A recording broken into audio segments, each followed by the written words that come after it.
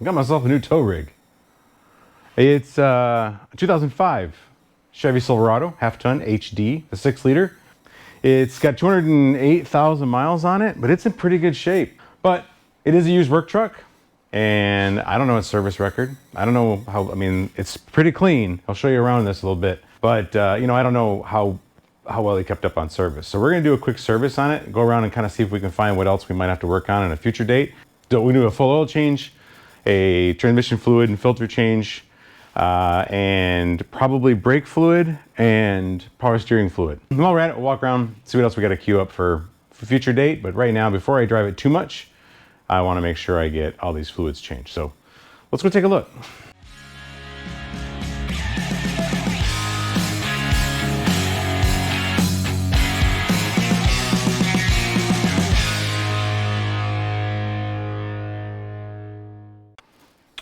Like I said, it's pretty clean. You know, hey guys, if you're selling a car or truck or whatever, wash it, clean it up, clean up the interior. Makes a huge difference. I was looking at two different trucks. This one and another one very similar. And they were similar in price. The other one was actually a year newer and was a slightly less miles. I think it was like 187,000 miles. But it was filthy. The interior was filthy.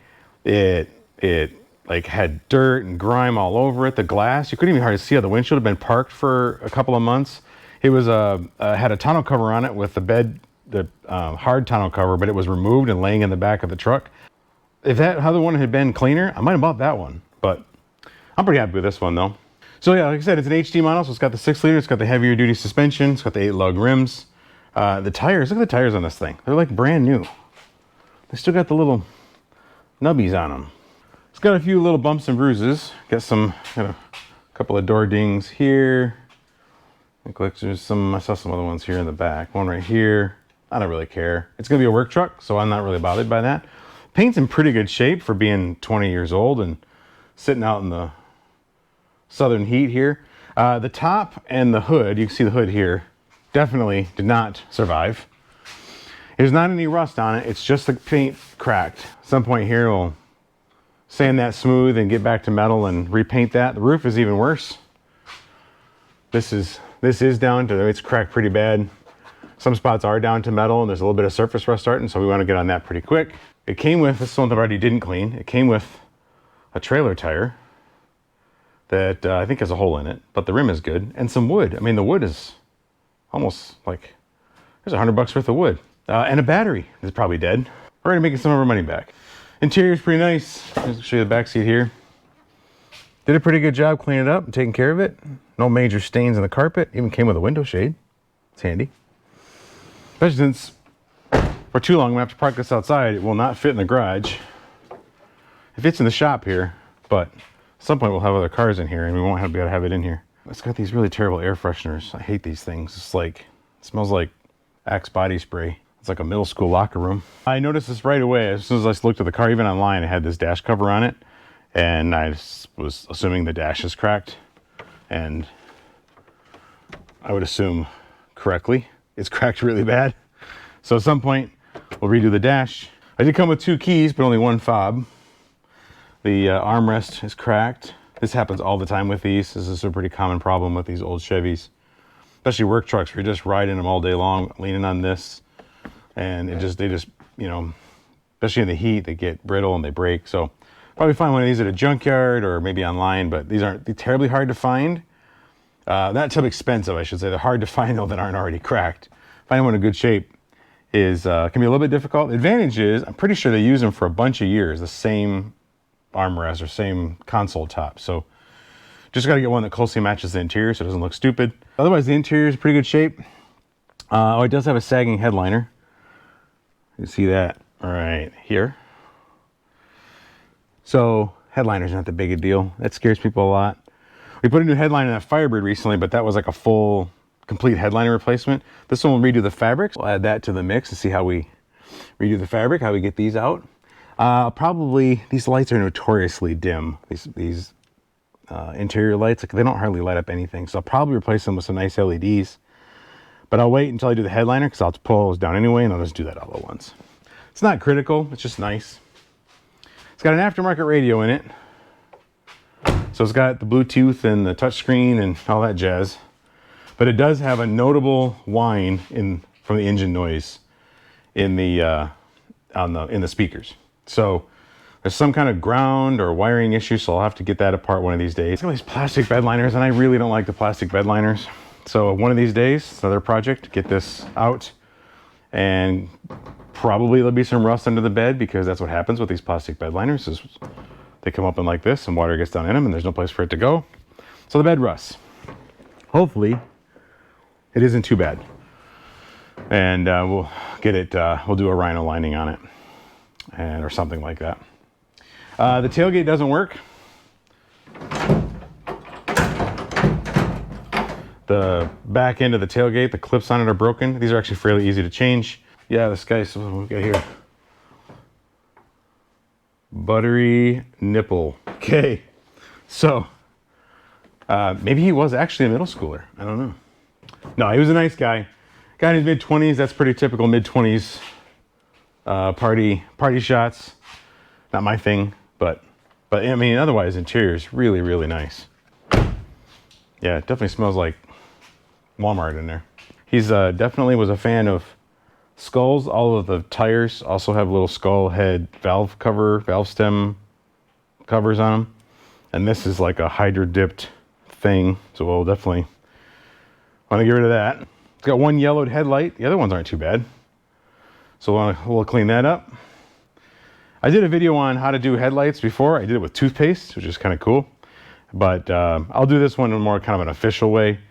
And then we'll get them all nice and clean and clear, and then we'll coat them with some clear coat. I don't have any available to me right now. I'll just do it. There's stuff you can get out of a rattle can that's super simple.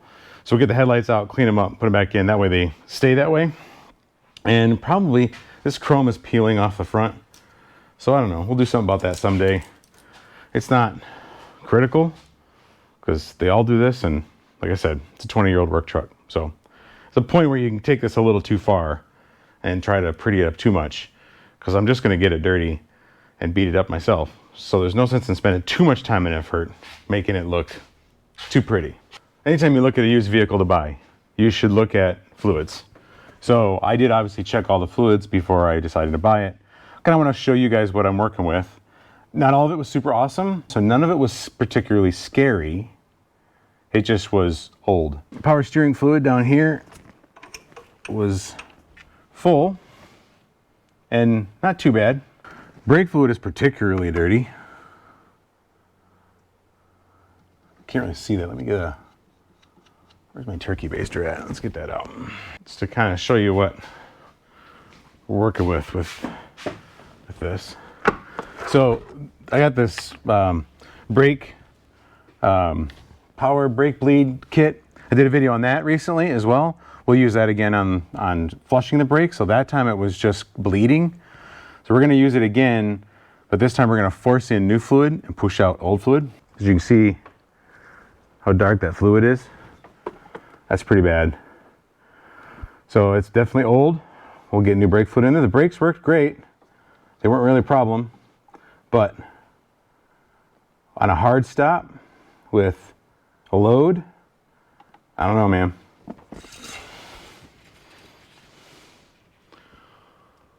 Oil's a little overfull.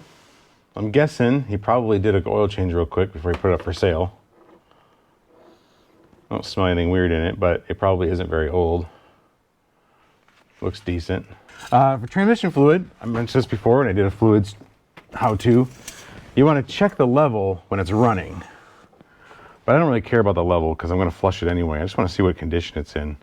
And it is not particularly pink. It should be kind of a hot pink, whatever, blood color. This is kind of brown. And so that can be a problem. And I don't see a lot of metal in it. We'll see when we get the pan off. But mostly I think it's just old. I drove it around quite a bit. It shifted great. There was no issues with that. So I don't think the transmission has any particular issues.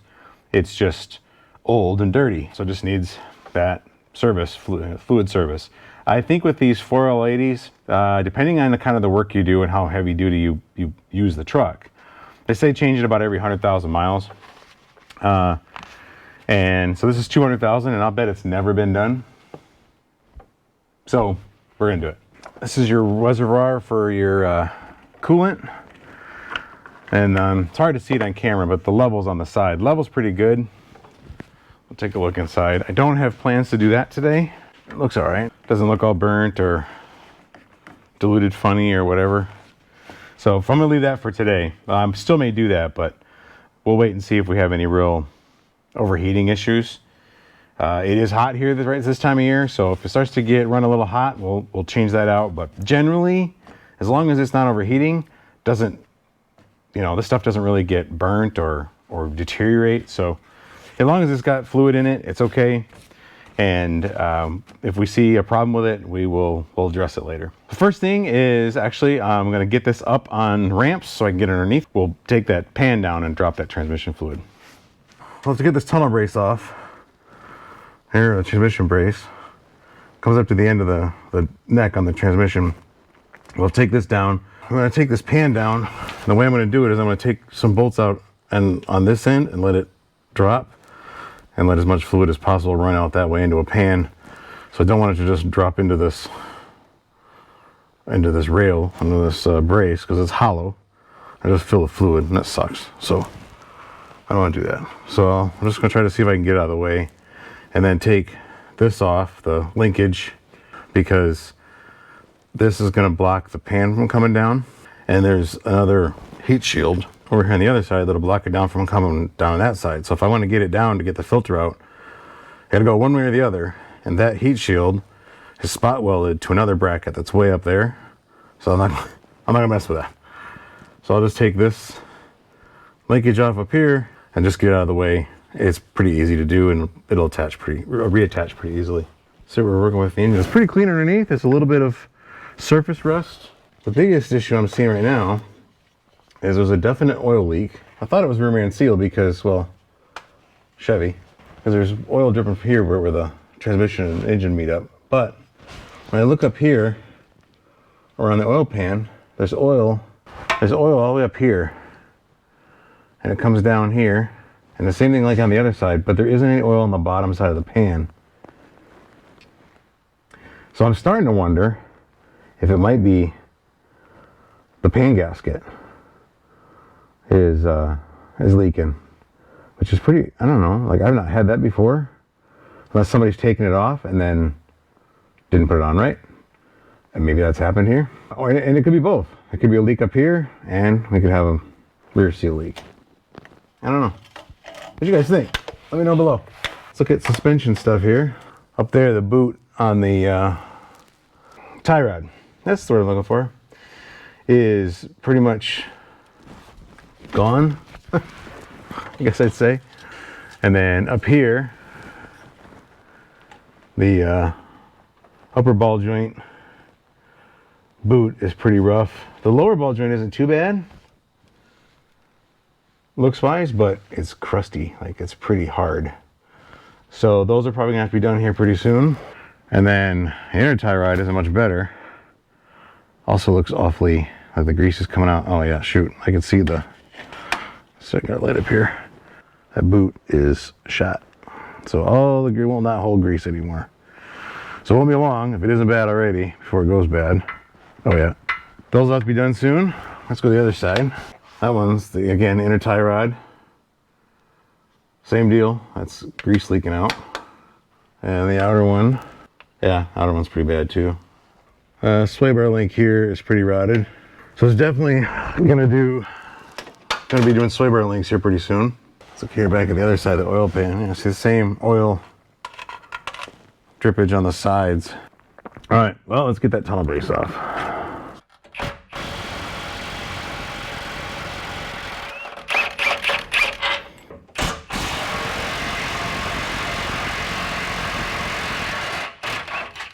I'm seeing some oil here around the neck too, where the drive shaft goes in. What are those U-joints? Oh, yeah. Pretty locked in, they're not moving. I don't know if a seal at the end of that neck is bad. Another day.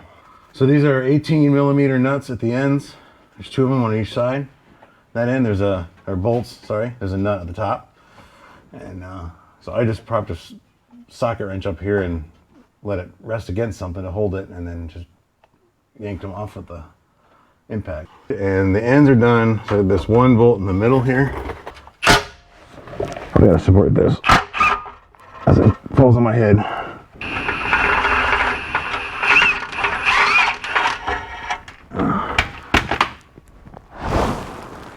Why don't they put a drain plug in these? I guess you gotta take it off to put the filter on anyway. It'd be nice if there was an easier way. Yeah, this is definitely leaking. There's oil up inside the tunnel here. So that seal, what do you call that? I don't know. I hit my head too many times today. I can't remember the names of things. Whatever. The drive shaft seal on the neck of the transmission is leaking. It's probably bad and probably needs to be replaced. Should be able to, there's a clip up here. It's really hard for you to see on camera there, but you'll see it if you look at it. I'll show it to you when I pull it out. Just like a little horseshoe clip. That just keeps it from popping out. I'm gonna take this off first. And this should just pop off the end here. It's just kind of on a pin. There you go. So then, should be able to push these two, should be able to, anyway, push these two pins in. There we go. There's these push pins here on the side. You squeeze those in and you can pop it through, and then where that small piece is there, it will come out of this little U-shaped, kind of a half circle, 3/4 of a circle, I guess in this case, bracket. Just pop this down. We'll just tuck this out of the way for a minute.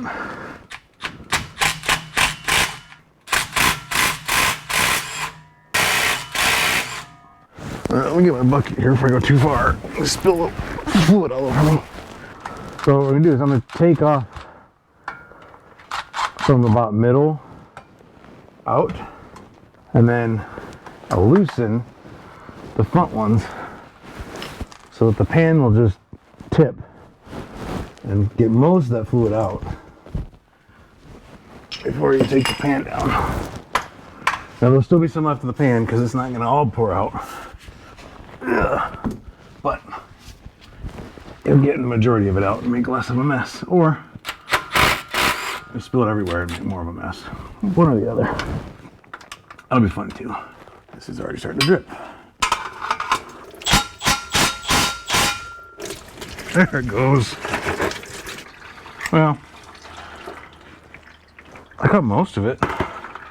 Okay, so I'm gonna try to take this off. Slide it a little bit this way so I can get it around that bracket.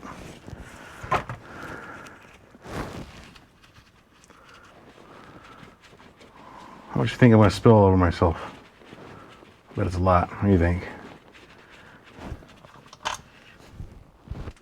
Try not to spill this in my eyes. Still a lot of food. Oh, there we go. Maybe.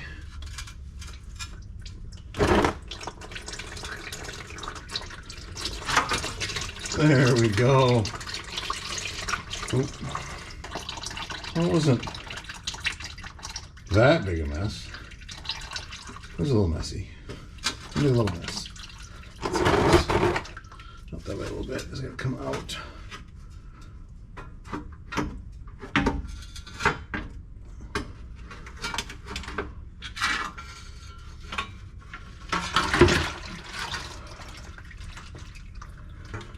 There. It's not too bad. It's still very brown, but it's got kind of a reddish hue to it. So, you know, that's pretty much red. We'll look at the pan here in a minute. Maybe. I don't really want to. We're going to pretend it's good. Let's get the filter off. Okay. So we can get out of here now without making a mess. Nope. Cannot. So there's some sludge on the magnet. Nothing chunky though.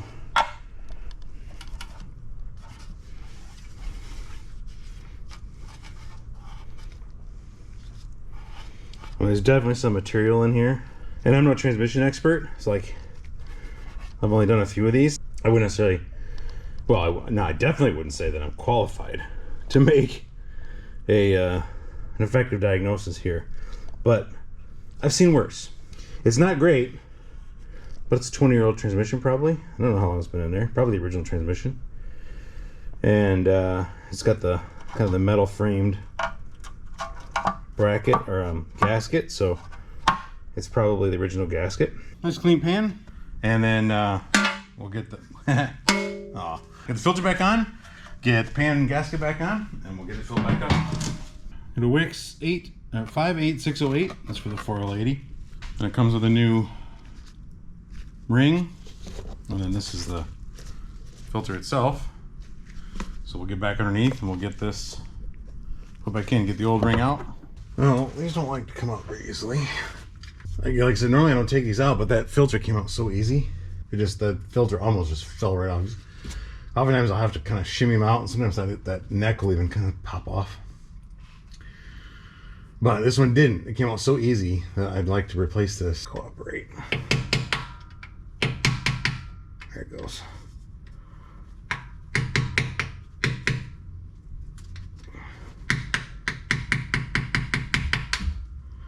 Okay.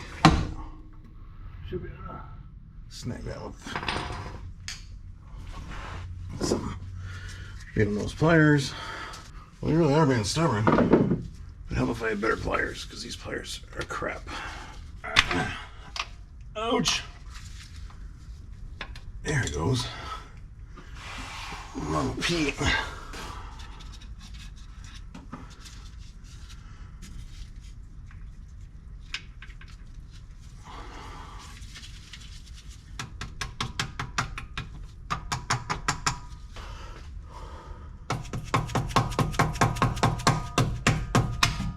You transmission guys, you probably have a method for getting this in there. I'd love to hear it. I'm still learning this transmissions. Like maybe there's a socket that's just the right size. I bet that's probably it. This hammer is just a little wide, but it's going in.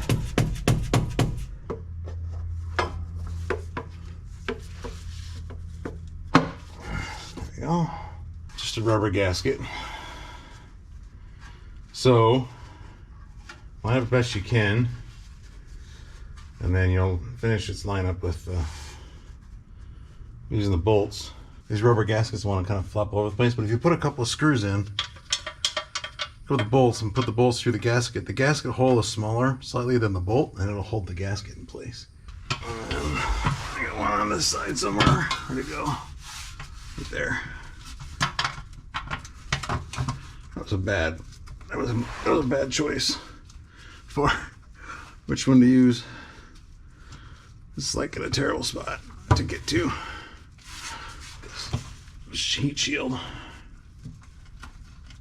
I can't see what I'm doing. Wait, am I in there? Nope.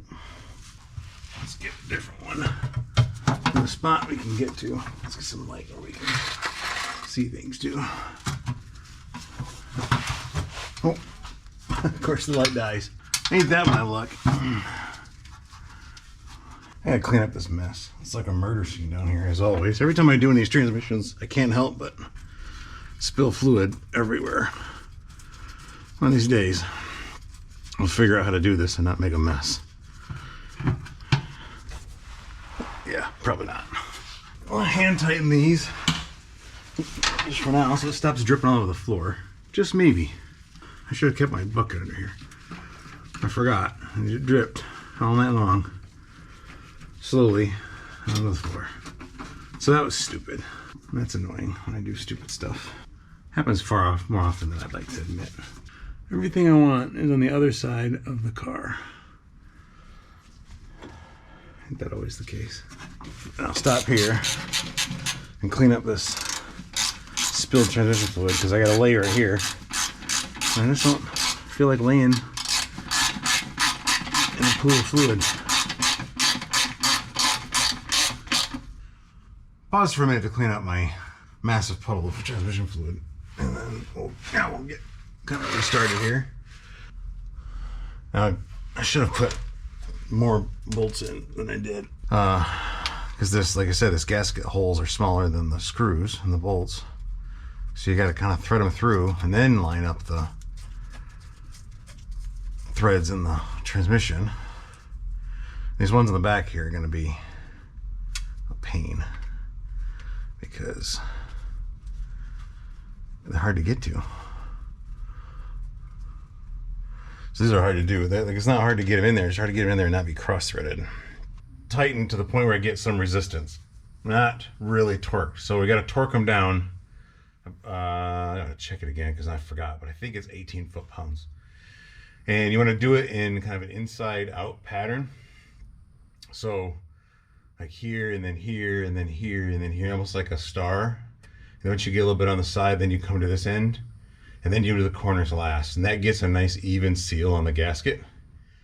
I don't know if it matters exactly which direction you go or exactly which ones you do in what order. Just focus on center out. So to here, then here, then here, that kind of thing. Whatever pattern works for you, I think is probably fine. There is a spec on the pattern, but I don't really pay that close attention to it. Close enough is close enough. I've done this a few times. If you've never used a torque wrench, this is a torque wrench. This is a fairly cheap one. I don't even remember where I got it from. It's old. I think it was probably, I don't know, Harbor Freight or something. Like, it's pretty old. Like, I think it was back when Harbor Freight was just like a traveling tent thing that showed up at fairgrounds. But, it's not that big a deal. Like, they make really, really fancy torque wrenches. And if you're doing really high spec stuff, I'd recommend getting a good one. But something like this, like, is it exactly 18 pounds? I don't know. Will it be 19? Will it be 17? Like, it doesn't really matter that much in the big picture. So, but you don't want it to be 50 or 5, right? 50, you're gonna break something. 5, you're gonna leak. So that's the bigger issue. Just get close. Just get close to that spec. So just get a relatively cheap, 25, 30 bucks. It'd be hard to see on camera here, but on here, I think, anyway, is some engraved numbers. You just rotate this handle till you get to where you want to go. So I'm gonna rewind to 20. And then on this, around the edge here, are also engraved numbers. 0 through 5. Each one of these ticks is 5 foot-pounds, and then there's the 1 in between. So I'm going to go to 20, where I'm at 0 on the ring. 0 there. Now at 20, so I'm going to back up 1, 2. So either way you go, you can go to 15 and go up, or go to 20 and go down, but either way. And then this little thumb screw at the bottom locks it in. So now it won't move. So we'll take our socket and we'll torque these down. Am I on the right way? Yeah, tightening. I said start in the middle. What you'll do is you'll hear a click, and the handle will kind of break loose. And that's your torque. Right there. So that's the 18 pounds. And that's it. You're done. You move on to the next one. This is kind of a pain in the butt, because at least for these first few, I'm gonna go here and I'm gonna go over there. And that's behind that shield, and I need this wobble socket. But the wobble socket's kind of a pain out here, so I don't want to do it. Not here if I don't have to. I'll leave the extension. There. Okay.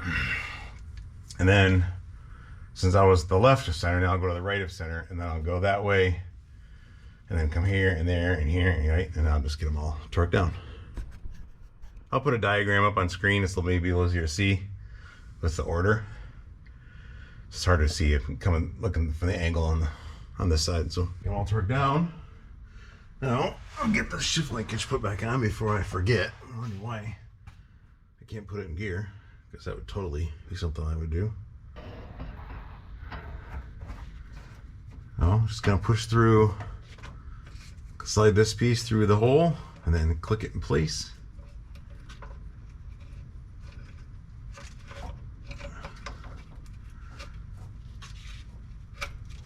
And then click this on the linkage on the shifter, and then put this pin in so that it doesn't come back out. Keeps those pins from being pushed in. There. Okay. Now, go back up, fill it, and check for leaks. This seems to be dripping around this screw. I don't know if it was just from when it was loose. Just keep an eye on that and come down and maybe I'll have to refill this and look and make sure that's not leaking, because I did wipe that down. It still seems to have fluid coming out that screw head. But it could just be residual from when it was down. A Rhyno's Garage video wouldn't be a Rhyno's Garage video if I didn't somehow mess up video footage. And unfortunately, right about here, my camera died and missed this last piece. But this is important. Make sure you reinstall that brace before you run the engine again and start running through the gears. This needs to be supported. So I did put mine back on. It got lost in the video. Make sure right here, you can see where that bolt is, right? That's where that brace goes up, if you recall from earlier. Make sure you put that brace back up before you go back up top. I picked up a different spout thing that was supposed to hook on to a gallon jug, and it didn't work because it wasn't remotely the right size. I'm not sure what gallon jug it's trying to connect to, but it didn't work. So I picked up this one. The transmission tube where it will fill it back up comes out at almost like a, almost flat. It's almost horizontal. So there's no way I can pour it on into that, even with a regular funnel. So I got this one with a flexible tube, which is pretty typical for transmissions. I had one that was a plastic one with a, what you call like accordion style. I lost it. I have no idea where it is. So I went and bought this one. This was pretty cool. It's got a stop on it, so you can turn this like an on-off valve. Then also has this at the end. I'm not sure why you need both, like a plug here. But it does prevent it from going inside the tube. Like it only goes that deep. And I feel like it's good, the risk of flopping out and spilling. I'd really like to get it in about that far. So I think I'm just gonna lop this off, just have just the tube. So when you do a drain, a pan drop and filter change, you lose anywhere from 4 to 7 quarts. It really varies quite a bit. I don't think I've ever actually put in more than about 6 quarts, but I hear, like I think the service manual says up to 7.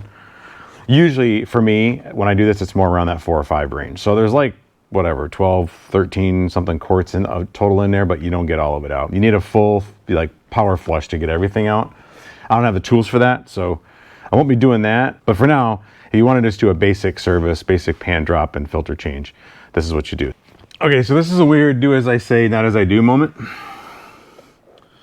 which I do a lot, as it turns out. What I wish I had done, and will do in the future, is buy a quart and then also buy a gallon. I thought I had a quart, like half a quart of ATF laying around, but I don't seem to have it. So then pour from the gallon into the quart with a regular funnel, and then pour this a quart at a time. Instead of trying to pour this big heavy gallon with one hand and hold this with the other hand and then record it while I'm at it. This might get a little messy and I don't really want it to, but I'm just not gonna be that skilled at this. I did cut that end off, so this slides down in the tube a little farther. Then I can kind of hold this onto the cowl here. It does give it a little bit tighter bend to that hose down here that I would like. It's crimping a little bit. I don't love that. So maybe I get up a little higher. And then I'll pour this into there.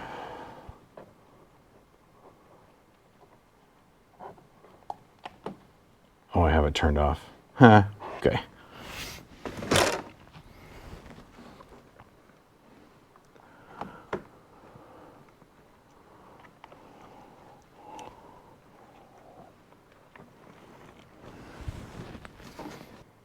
No, that's not too bad.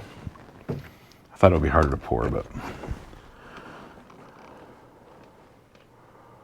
is crimping a little bit here. Slows the flow down. There we go.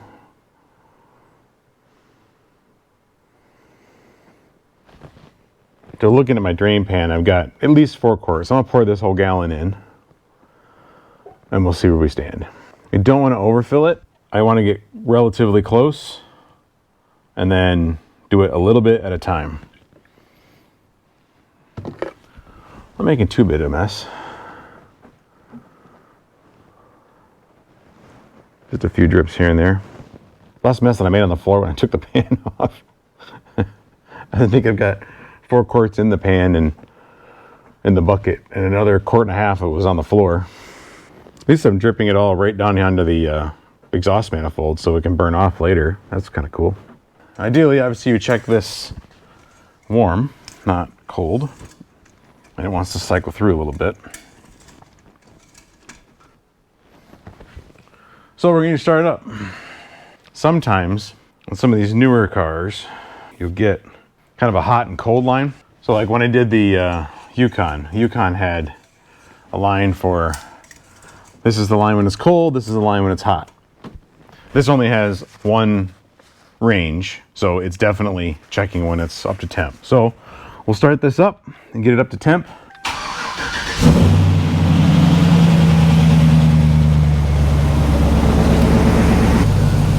He sounds good. It's got an aftermarket exhaust sound apparently, and it's got a good rumble to it. It's a good idea to leave it, get it good and hot, because I'm going to do the oil change next. So then get some hot oil on my hands. That'll be awesome. So, good and warm. And we've got, it's like it's right in that, right below the crosshatch. Oh, that's showing up on camera very well, but here's the range you want to get in. We're just below that dot. So I'm going to throw another quart in. The other thing I want to do is run through the gears, feel it shift, and then check it again. Hit reverse.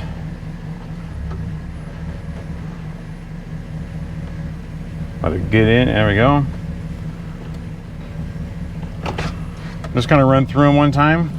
Now we'll go check the fluid again. Your best reading is always going to be running, in park, hot.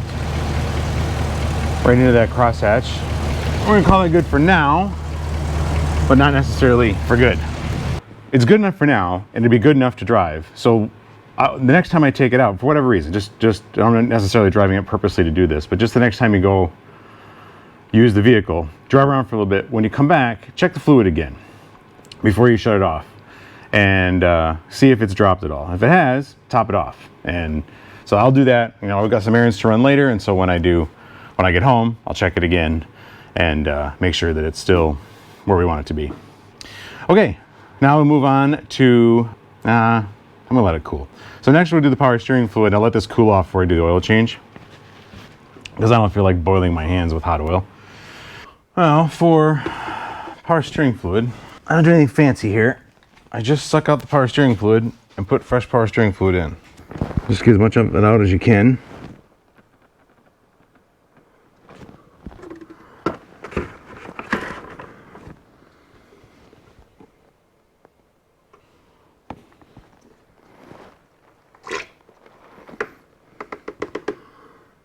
It's pretty, it's not too bad. I've definitely seen way worse. There's a pump system I used to have. I think I still have it somewhere, but I can't find it. A little squeeze pump, and that works great, almost like a siphon. Works much better than this. You're not dripping all over the place, but I can't find it. So we'll make do with what we've got. So I'm not trying to get every single drop out, just get most of it. It is looking a little dark. Okay. I don't actually know how much this holds, so I'm going to do this in small chunks. Do a little bit, check it, unscrew it, see where we are. Okay, we're up at the full cold. I feel like I sucked way more out than I poured in. So same thing, we'll run it for a little bit.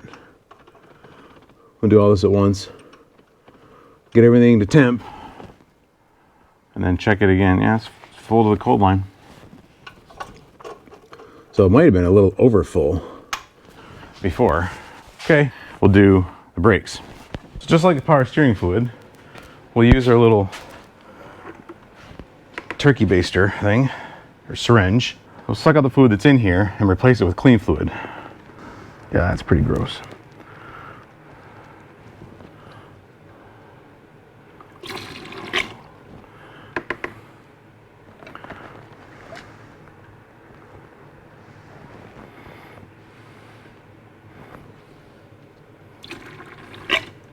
Holds a lot of fluid. There we go. Now we're starting to run out.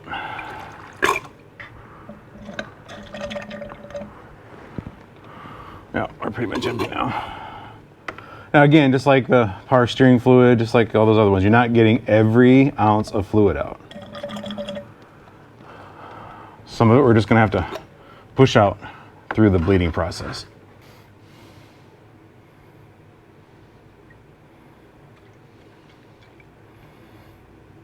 We'll fill this with clean fluid. I did a video before on this, I think I mentioned this already, but on bleeding the brakes. And I use this tool, this Motive Products Power Bleeder. This is a slick little tool. It isn't terribly expensive. And it's basically like a pump, like your pump sprayer you'd use in your yard. It's a similar concept. You pump it up, pressurizes, forces fluid out the tube. A dog here and there. So this end goes on your brake reservoir. You got to kind of push kind of hard. At least on mine you do, because there's a washer in there and it's real thick. So if you don't get it on there tight enough, it won't seal. You pump this up, it'll pop loose, which is a whole lot of fun. We'll tighten the cap up, and then this gauge on here, you pump this just by hand, just like those sprayers. You're gonna pump this to about 15 to 20 pounds. Don't really go over 20. You can start blowing seals. You might blow pressure out that. It just, once you get over 20 pounds, it gets a little bit over the top. 15 is kind of a sweet spot. And what this is going to do is going to pressure. So you put your fluid in here as much as you think you're going to use, probably a little more. Always, you don't want to run out. All this is going to do is put pressure in this reservoir to force fluid out the bleeder screws once you crack them open. And then this is going to backfill that reservoir with more fluid so you don't run out and start pushing air. Then you put air in your lines, and you got to start this whole thing over again. It kind of defeats the purpose. The idea is put clean fluid in here, and we'll force clean fluid through and push out the old fluid out those bleeders. Whenever you bleed, you want to start from the farthest point from the reservoir. So the farthest from here is the passenger side rear, and then we'll go to the driver's side rear, and then passenger side front, and then up here on the driver's side front. And open those bleeder screws, and we're just going to run that screw till you'll see dirty fluid come out until you see clean fluid come out. Now it won't be totally clean. It's going to be a little bit of it's going to blend a little bit, so it's not going to be perfectly clear. That's okay. Just get from the dark brown to like really light brown, and you're good enough. So we'll pump this up and get it pressurized, and then on the where'd that go? On the bleeder end, I just made this. You can buy one of these catch cans. Actually, the same company that makes this makes these too. And you can buy one, but it was pretty cheap to just make one. Just take some 3/8 rubber hose, drill a hole in the top of the cap for the hose to go through, and put a zip tie. You can kind of see it down here. Put a zip tie around the hose. It keeps it from popping back out. And as it drains out, you'll hook this on that bleeder screw, and it'll just fill this with the old fluid just to catch it. And then dump into something else to dispose of it properly later. This is the driver's side front, so this isn't the right wheel, but just for demonstration, it was the easiest one to access on camera to show you. This is your bleeder screw up here, and you just loosen this, and this little tube here will have fluid will come out. So hook that tube from that catch can up to this, and then open that up. Now these can be pretty, especially if it hasn't been done in a long time, these can be a little bit corroded and not want to come out. So I'm going to hit all 4 of them with some like PB Blaster lubricant stuff. Okay, we're on the driver's side, or the passenger side rear. We'll just slide this over the valve there. It's a little tight, would be a lot easier with the wheel off. And these are pretty rusty bleeder screws. This might not want to go on there very well, but I had the Firebird. I ended up replacing the bleeders because they were just so basically textured from the rust. The hose wouldn't come on. There, that one's on. These are a 10 millimeter. So it's pressurized, so what should happen when I loosen this up enough, it should just push fluid out.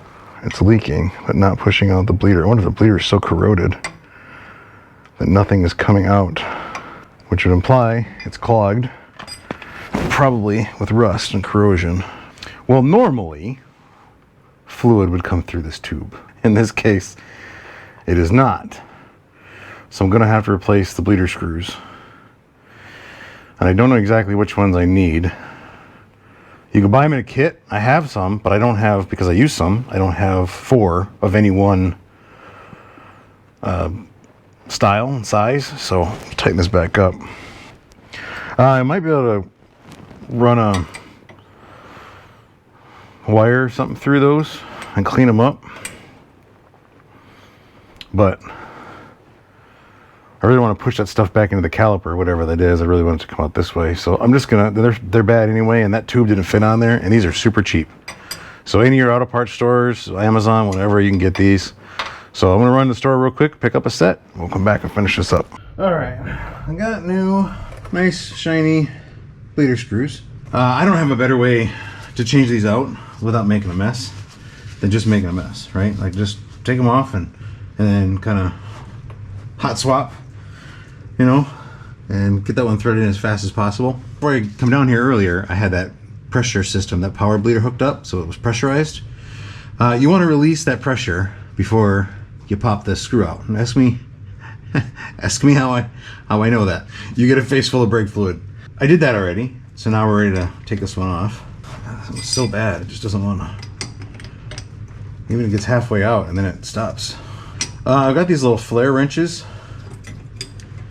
which they're kind of designed for brake stuff. They work really great. A regular 10 millimeter wrench is probably going to be fine, but one thing I like about them, they seem to be less likely to strip, especially when they're rusty like this. So this one actually came out pretty easy, so it's not that big a deal.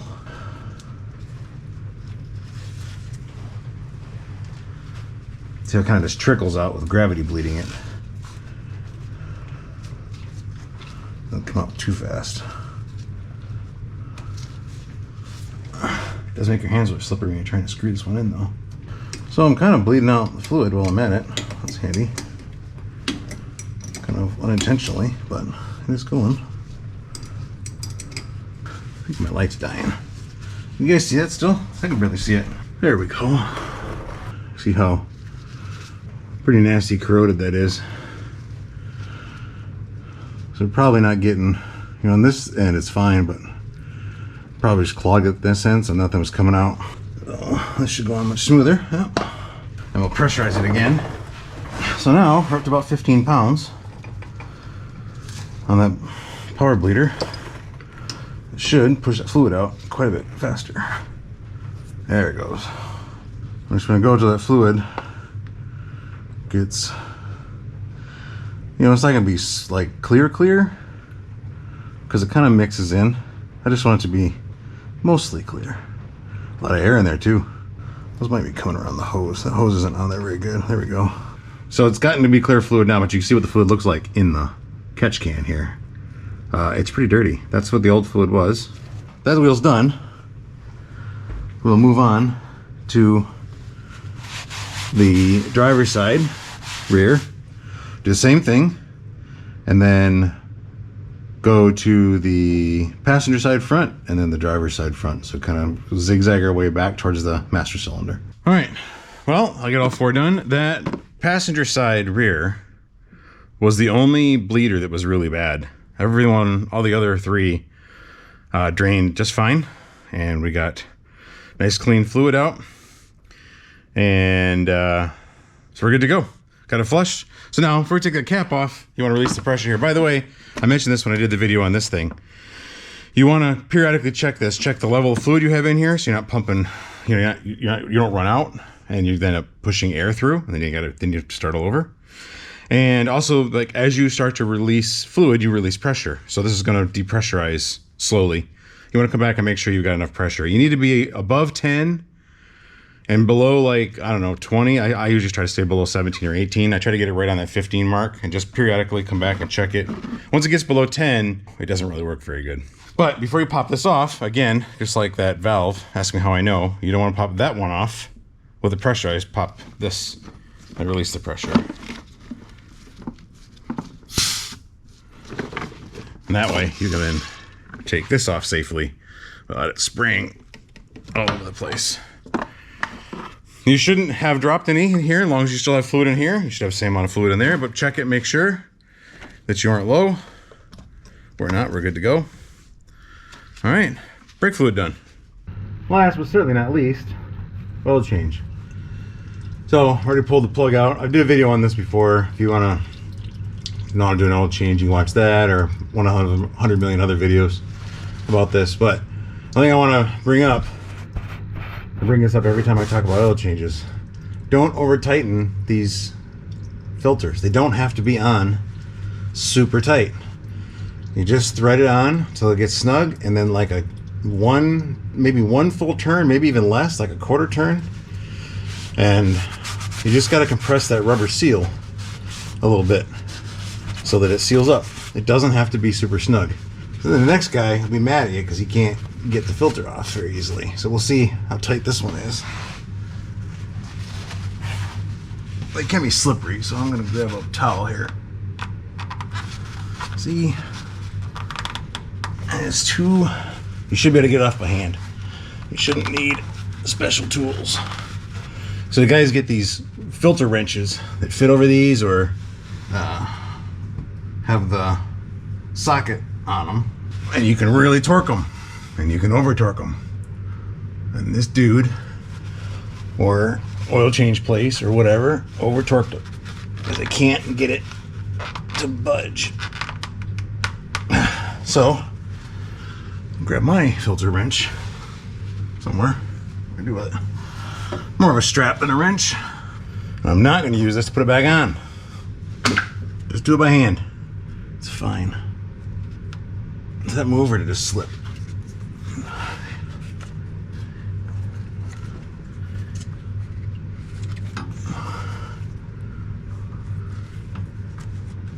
No, it's definitely moving. Okay. It's really on there good. Put a Wix filter in. I've never really been, historically, I don't know, a snob about oil filters. I've never been particular. Maybe snob is a unfair term. I've never been very particular. You know, you get an oil change deal at the store, whatever comes in it, that's what I use. But I've done some research, and it turns out it actually really does make a difference. Don't over torque these either. Just get it snug. So I've kind of come around, or I've grown snobbish about oil filters. I've seen them, you know, there's the farm, Project Farm guy, and others have done some. Would you throw on there, please? There you go. I've done some tests with these, cut them open and shown what they're made of, and you know, there is a difference. So I figure it's not that much more expensive. I'll spend a few extra bucks and get the better filter. But you maybe, if you're on a budget and you get a free filter with your gallon of oil, or you can spend, I think this was 15 bucks for the Wix, maybe 12. Well, you know, if you do a lot of miles and you're doing an oil change quite often, that adds up. So I get it. I ain't mad at you if you want to use a cheap filter. I'm just saying, I don't use them. I don't do that anymore. And in another case, I'll do as I say, not as I do. There's way too much of that today, I'll admit. Write the date on the filter.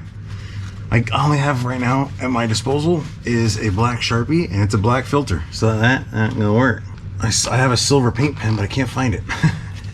This is, again, something I've said way too many times today. Get a little paint pen or some nail polish and write on the filter the date. Since you do your own oil changes, it's hard to keep track of sometimes. When did that get done last?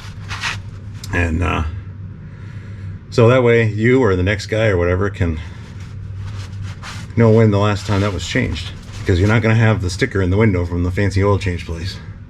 All right, that's it. We'll put some more oil in and we're going to be done. Transmission, oil, power steering, brakes. Those are the ones I do pretty much every time I buy a used car, especially if you buy it from another individual, and especially if it's a fairly high mileage car, because you have no idea the service history. It doesn't matter what it says. Now, if a guy comes with a book full of receipts that shows a service history, well, that's a different story. But most of the time, like 99.7532% of the time, it's not going to be that. It's going to be an unknown history. You can't trust Carfax. You can't try. I mean, you can do all those things and they'll give you some red flags if there are any, but just because there aren't or it doesn't have a service history doesn't mean they didn't service it. It just means you don't know. So it's better, in my mind, for the peace of mind, to just go ahead and do it. It, ends up costing $150, $200 more. I don't know. I actually don't really know for sure. It wasn't probably $200. It was probably more like, it was $36 for a gallon of transmission fluid. I bought 2 of them. Could have bought a gallon on a quart, and like I mentioned, I kind of wish I had, so I had the quart bottle. I thought I had one. So there's, $70 just in the transmission fluid, 3 quarts of which I didn't need. I don't remember what it was for the power steering fluid. I actually had it here, and brake fluids, another 20. So yeah, you may be probably closer to 100 to 100, but with oil change, about $50. So you're under 200, and you've got fresh fluids. Now, I didn't do the coolant. I mentioned at the beginning, the coolant looks pretty good. Coolant doesn't generally, unless you have a real serious problem, burn or wear out. So long as you have it, you're good. Now, if it's brown or got a lot of sediment in it, then I would drain it. And you also then want to check and see you got some corrosion somewhere, some rust that's dropping into your your coolant reservoir. And the rear end. So the rear diff, I didn't do. I will do that. I just haven't done it yet. I didn't do it as part of this. We got more to do on this truck. It's got a few things left to do. It's got an engine light on. We'll take a look at that here pretty soon. I've got a new scanner to try. So we'll kill 2 birds with 1 stone with that. I've got to fix the tailgate hitch. That's coming up probably next. And the headliner, which is pretty nasty. And it turns out there's a small leak somewhere in the roof or the windshield.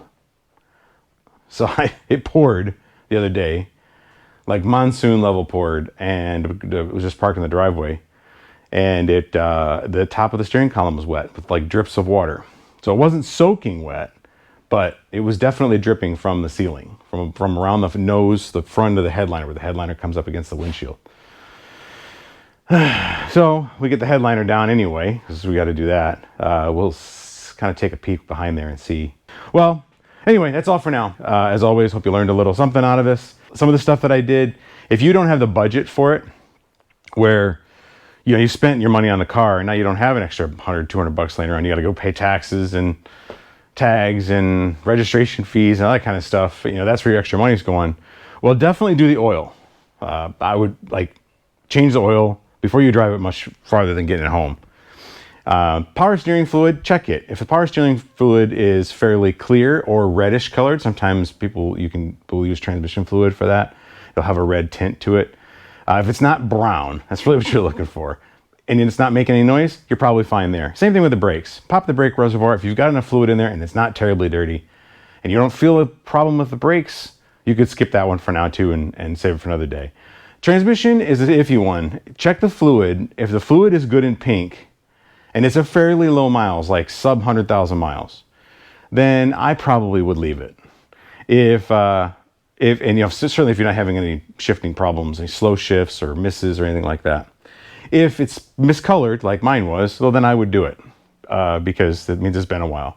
If you're over 100,000 miles, if it hasn't been done, or if the owner doesn't know if it's been done, odds are it hasn't been done, because you see it's kind of a pain in the butt to do and nobody really wants to do it. And if you take it to a shop to do it, it's actually rather expensive. So if you're over 100,000 miles and it's never been done, or you don't know that it's been done, I'd do it. The process of doing these, or what you do generally, is the same in just about every vehicle. There's a transmission pan, you pull the transmission, there's a filter in there. Like most cars, it's not all, but most cars, this is kind of a universal process. The specifics of where it is and what the sizes are, and that's obviously vehicle specific. Same thing with the oil, right? Oil change is an oil change. Some of them have the filter up top, some are underneath, some are on the side. So look up your manual or Google it or whatever and find out exactly where all your stuff is for those fluid changes. But generally, how you do it is the same. So this is transferable. This is on a big old truck, but it's transferable to just about any vehicle you might pick up. So anyway, good luck to you. Hope that helps. Thank you for watching. Appreciate you guys, and we'll see you real soon.